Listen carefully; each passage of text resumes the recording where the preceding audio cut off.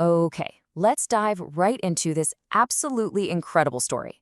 We're talking about how a tactical disaster deep in the mountains of Iran was flipped into a massive strategic victory. This is a mission that was balanced on a knife's edge, really, involving elite soldiers, clandestine spies, and, believe it or not, hundreds of millions of dollars in military hardware. So in this explainer, we're going to break down what's known as the Easter miracle. It was a mission that truly defined a critical moment in the 2026 Iran war. And it's a fascinating story about how denying the enemy a single, high-value hostage became the trigger for the entire next phase of the conflict. All right, so let's set the scene. It's early April 2026. Operation Epic Fury has been going on for over a month. And the official line from the U.S. administration, it's one of total victory. They've launched 12,000 precision strikes. But, as you're about to see, the reality on the ground was about to get a whole lot more complicated. I mean, listen to this. 100% annihilated. That was the political rhetoric we were hearing just days before the first crewed American aircraft of the war was shot right out of the sky. This quote from Secretary Hegseth, wow, it just shows the massive gap between the perception back in Washington and the very real dangers pilots were facing over Iran. So that whole idea of air superiority, yeah, that came crashing down on April 3rd.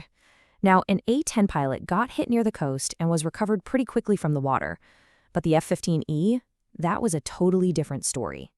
2 airmen down in hostile territory, deep inside the Zagros Mountains.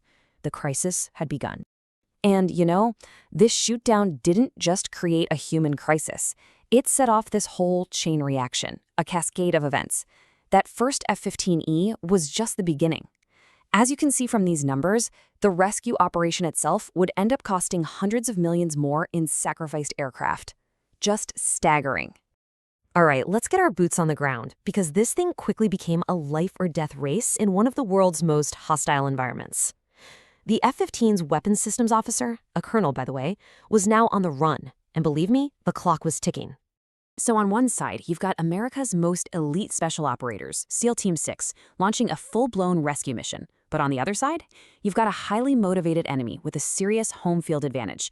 Units from the Iranian Revolutionary Guard Corps, the IRGC, and local tribesmen who are offered a massive $60,000 bounty for the enemy pilot. Now, this is crucial. The downed WSO's elite SEAR training, that's survival, evasion, resistance, and escape, was his first and most critical line of defense. For 48 hours, he had to outrun and outsmart these patrols, climbing thousands of feet just to send encrypted signals, all while the enemy was, in his own words, getting closer by the hour. So while the colonel is fighting for his life on the ground, the CIA is waging a completely different kind of war in the shadows. This wasn't about bullets and bombs. Oh no, this was a war of information. And this right here is the key to understanding how a tiny rescue force could outmaneuver hundreds of enemy searchers. The CIA's mission was to use non-kinetic warfare to create what they called a tactical window. Basically a brief opening where the rescue team could get in, grab their guy, and get out. So, how'd they pull it off? Well, they used a whole toolkit of intelligence assets, satellites, signal intercepts, you name it. But the real masterstroke was spreading disinformation through local channels. They put out the story that the airman had already been rescued and was being moved in a convoy. This brilliant move forced the IRGC to chase a ghost, diverting its forces to the wrong place entirely. And this is the proof their plan was working. By listening in on IRGC communications, the CIA could literally hear their enemy taking the bait. They were pulling units away from the colonel's actual location, clearing the path for SEAL Team 6 to move in. With the enemy completely distracted, the stage was set for the kinetic climax of the operation on Sunday, April 5th. And this is where the mission gets its famous name, as the administration expertly framed this as the Easter miracle, turning a near disaster into an incredible story of triumph. I mean, just look at this timeline. The sequence of events is so rapid and so violent. The SEALs fought their way in, secured the injured colonel, and got him out. But the mission wasn't over. 2 of their own extraction planes, these massive MC-130s, either got stuck or malfunctioned and had to be destroyed right there on site. Just incredible.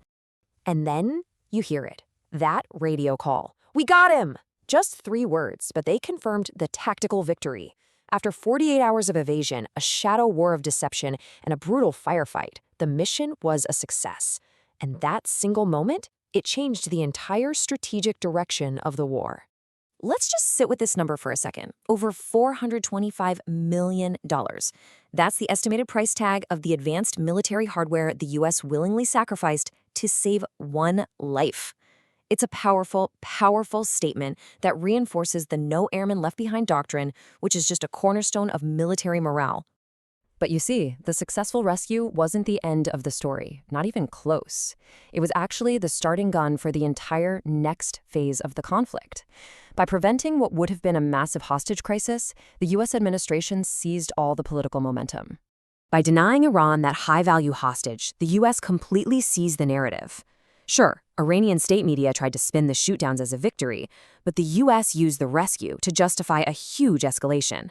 They issued an ultimatum that led directly to what became known as Power Plant Day and Bridge Day, widespread attacks on Iran's core infrastructure. So in the end, the rescue was an absolute triumph of integrated warfare. It blended raw courage on the ground with unbelievably sophisticated deception from the shadows. But it really does leave us with this lingering question.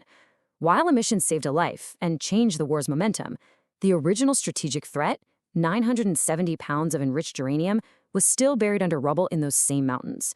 So was the crisis really averted, or was it just postponed?